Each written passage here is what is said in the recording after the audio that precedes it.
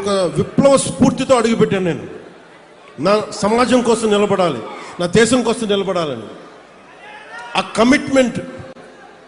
అసలు ఈ ఎన్నికల్లో నేను గెలుస్తానో, నేనే గెలుస్తానో లేదో నాకు తెలియదు, నేను ఓడిపోతానో లేదో నాకు తెలియదు, గెలుస్తానో లేదో నాకు తెలియదు. ఒకే ఒక్క హోప్ ఇచ్చింది నాకు, రాజోలు హోప్ ఇచ్చింది పోయిన ఎన్నికలు. ఈరోజు కూటమి ప్రభుత్వం చూస్తున్న 151 శాసనసభ్యులు కానీ 21 పార్లమెంట్ సభ్యులు కానీ వీటికి మూలం, వీటికి మూలాధారం, వీటికి అంకురార్పణ రాజోల్లో పడింది 2019.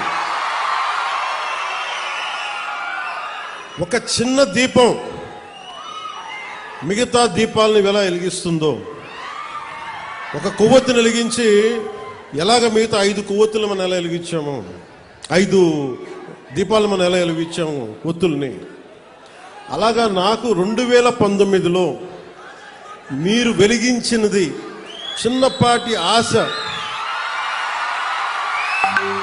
మినుకు మినుకు అంటే విజయం. వెళ్ళిపోయిన ఎమ్మెల్యే,